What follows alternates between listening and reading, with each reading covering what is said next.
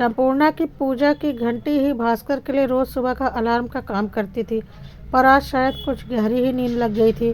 बिस्तर से उठते हुए भास्कर ने घड़ी पर नजर डाली। 8 बज रहे थे। इस समय संपूर्णा किचन में नाश्ता बनाने में व्यस्त होती है।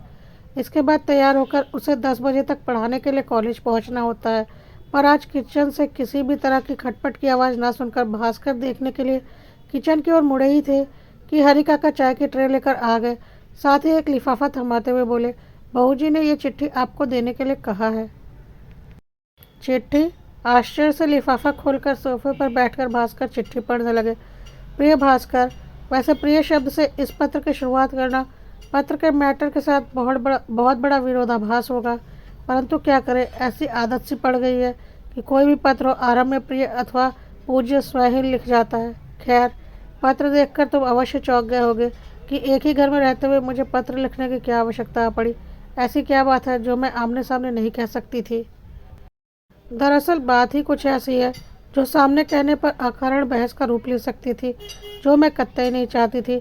निर्बाध रूप से अपना पक्ष तुम्हें समझा पाने का पत्र ही मुझे सबसे सही माध्यम प्रतीत हुआ। अतः आशा है कि इस पत्र को तुम मैं यानी संपूर्णा मानकर पूरा पढ़ने का कष्ट करोगे। असल मुद्दा यह है कि कल सुबह मैं तुम्हारा घर हमेशा के लिए छोड़कर जा रही हूँ। तुम्हें मेरी सीधी सपाट बात से शायद गहरा धक्का लगे, पर पूरा पत्र पढ़ोगे तब कहीं कुछ गलत नहीं लगेगा।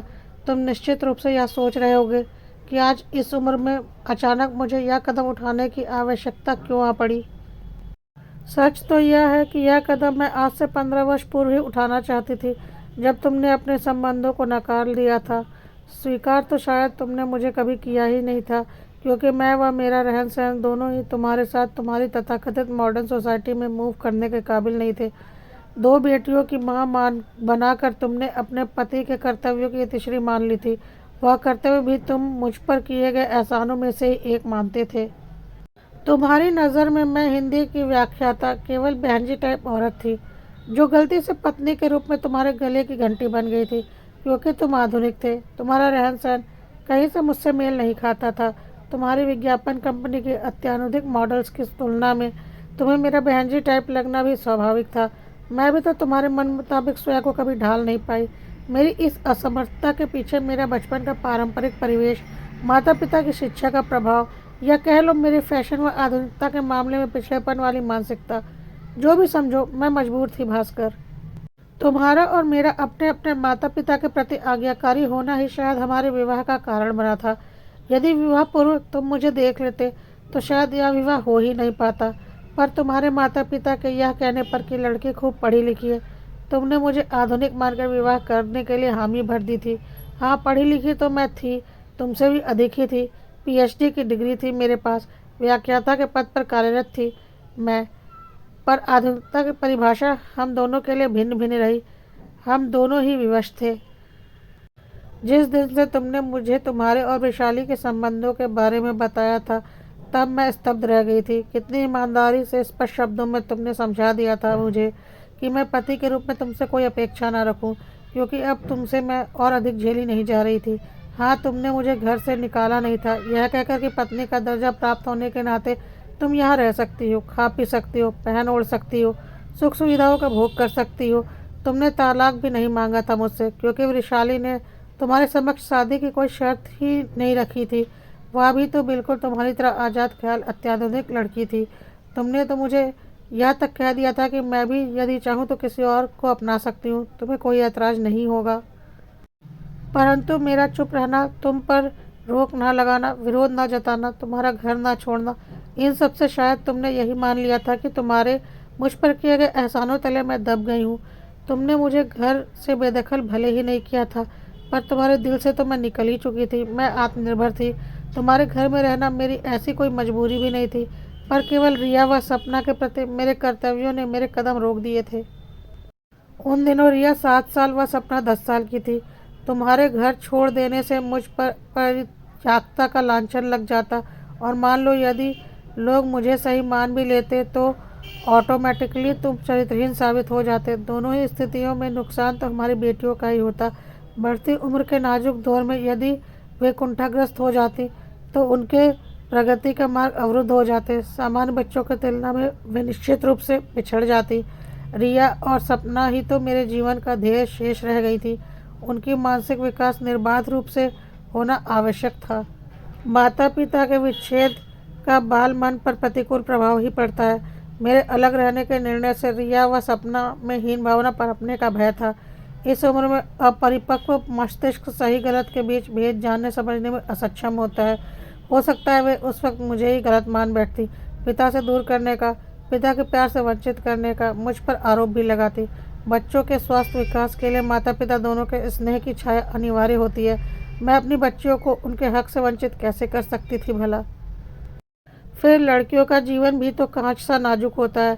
अलग रहकर यदि मैं उन्हें पढ़ा लिखा कर बड़ा कर भी लेती, तब भी उनके विवाह के समय परेशानी आ सकती थी, क्योंकि समाज चाहे कितना भी अत्याधुनिक होने का दम भर ले, शादी ब्याह जैसे मामलों में माता पिता का मान सम्मान नाम इज्जत सब कुछ बहुत महत्व रखता है, विशेषकर लड़कियों के मामले में। यही सब सोचकर उस वक्त मैं तुम्हारे घर में रुक गई थी। आज हमारी दोनों बेटियां आत्मनिर्भर हैं, वह अपने अपने पतियों के साथ खुश हैं। उनकी जिम्मेदारियों से निवृत्त होने के साथ ही मेरा इस घर से संबंध भी समाप्त हो जाता है। हाँ, अब मैं यह बता दूं कि मैं कहाँ जा रही हूँ और क्यों जा रही हूँ। तो पहले प्रश्न का उत्तर है कि अवधेश जी को तो तुम अच्छी तरह से जानते हो, जो मेरे साथ हिंदी के प्रोफेसर हैं, जिन्हें तुम पंडित जी कहते हो। तो उन्हीं अवधेश जी व मैंने यह तय किया है कि जीवन के अंतिम पड़ाव पर शेष दिन हम साथ में गुजारेंगे। रहा दूसरा प्रश्न क्यों, तो तुम्हें बता दूं कि मैं तुमसे कोई तलाक नहीं चाहती, क्योंकि मेरा अवधेश जी के से विवाह करने का कोई विचार नहीं है, और ना ही दैहिक आकर्षण या आवश्यकता के तहत मैंने उनके साथ रहने का निर्णय लिया है। यदि देह ही प्रमुखता होती तो तुम्हारा घर मैं 15 वर्ष पूर्व ही छोड़ चुकी होती। समाज को समझाने के लिए ना मैं इस झूठ का सहारा लूँगी कि मैं अवधेश जी को अपना धर्म भाई मानती हूँ। हाँ, तुमसे भी ये झूठ नहीं कहूँगी कि हम दोनों केवल अच्छे मित्र ही हैं, क्योंकि वास्तव में हम केवल मित्र ही नहीं हैं, बल्कि उससे बढ़कर एक दूसरे के लिए हैं। हमने पाया है कि मन की धरा पर भावनात्मक स्तर पर हम दोनों एक दूसरे के पूरक हैं। एक दूसरे के लिए स्त्री पुरुष नहीं, बल्कि केवल इंसान है, जिनके बीच आत्मीयता का सेतु स्थापित हो चुका है। इन आत्मिक संबंधों को कोई नाम दे पाना कठिन होगा। हाँ, तुम सही मायने में हमें साथी कह सकते हो। मनुष्य का जीवन बड़ा अनमोल है और भाग्य से ही प्राप्त होता है। यदि इसका कुछ हिस्सा बिल्कुल अपने लिए अपनी तरह से जी लिया जाए तो यह गलत नहीं कहलाएगा ना। वैसे तुम्हारी आधुनिकता की परिभाषा में यह कृत्य समा पाएगा या नहीं, यह मैं नहीं जानती, पर मेरी बेटियों का हठ आग्रह और इच्छा भी यही है कि जीवन के सुनहरे क्षणों को मैंने रिया व सपना के भविष्य के खातिर होम कर दिया। इसका उन्हें एहसास है। अब जीवन के शेष दिन मैं अपने लिए जीऊँ, यही मेरी व मेरी बेटियों की भी कामना है। हाँ सपना, रिया की तुम फिक्र ना करना। मैंने उनके मन में तुम्हारे मान सम्मान को बरकरार रखने की पूरी कोशिश की है। उन्हें मैंने अच्छी तरह से समझाया है कि तुम घर के बाहर जो भी करते हो, पर उनकी माँ के प्रति सारी व्यवहारिक जिम्मेदारियाँ तुमने बखूबी निभाई हैं।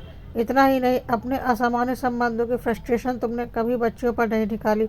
उनका लालन पालन और प्यार के प्रति तुम्हारी निष्ठा 100% सही है। अब सपना व रिया उम्र के उस मुकाम पर पहुंच चुकी हैं जहां वे इन सारी स्थितियों को सही से समझने की क्षमता रखती हैं। अतः उनसे भविष्य में सामना होने पर तुम्हें किसी प्रकार की शर्मिंदगी महसूस करने की आवश्यकता नहीं होगी। उन्हें तुमसे कोई शिकायत नहीं है, बल्कि उनके मन में तुम्हारी एक ग्रेट पापा वाली छवि ही स्थापित की है मैंने। रही अपने संबंधों की बात, तो मेरे चले जाने के बाद तुम्हें शायद कोई खास फर्क नहीं पड़ेगा, क्योंकि मेरा तुम्हारे घर में अब कोई रोल शेष रहा भी नहीं है। हाँ, पत्नी का स्थान निरर्थक रूप से ही सही, परंतु मेरी उपस्थिति से जो भरा हुआ था वह कल रिक्त हो जाएगा। हो सकता है इससे तुम्हारी सामाजिक प्रतिष्ठा पर आँच आए, परंतु बीते काल में जिस कुशलता व बुद्धिमानी से मैंने तुम्हारे सारे नाजायज कार्यों को ढांकने छिपाने का कार्य किया है, आशा है तुम भी ऐसा ही कुछ अवश्य कर लोगे, या शायद तुम्हारे आधुनिक परिवेश में इसकी आवश्यकता ही न पड़े। शेष जीवन में यदि कभी कोई मेरी सहायता की आवश्यकता महसूस हो तो बेझिझक मेरे पास आ सकते हो तुम। एक मित्र की हैसियत से मैं हमेशा तुम्हारी मदद के लिए तत्पर रहूँगी। अवधेश जी को कभी आपत्ति नहीं होगी, इसका मुझे विश्वास है, क्योंकि उनकी सोच काफ़ी व्यापक है। शुभकामनाओं सहित। निश्चय तुम्हारी लिखना तो गलत होगा, क्योंकि जब तुमने मुझे कभी अपनाया ही नहीं तो मैं तुम्हारी कैसे हो सकती हूँ। अतः केवल संपूर्णा। पूरी चिट्ठी पढ़कर भास्कर ने चाय पर नजर डाली जो ठंडी हो चुकी थी। संपूर्णा होती तो बिना कहे अब तक चाय गर्म करके रख जाती। अखबार पढ़ते वक्त भी तो रखी चाय कई बार पीना भूल जाते थे भास्कर। संपूर्णा को मैंने पत्नी कभी नहीं माना, पर उसने तो पत्नी के कर्तव्य से कभी मुंह नहीं मोड़ा था। मैंने उसे केवल शारीरिक रूप से ही नहीं बल्कि मानसिक स्तर पर भी तो अकेला छोड़ दिया था। उसने मुझसे कभी कुछ नहीं मांगा, बल्कि जाने अनजाने मैं ही उस पर इतना निर्भर हो गया था, यह अब महसूस हो रहा था। संपूर्णा ने तो साबित कर दिया था कि वह एक आदर्श पत्नी ही नहीं आदर्श माँ भी है, पर इन सबसे पहले वह इंसान भी तो है। उसे पूरा हक है अपने बारे में सोचने का, खुश रहने का।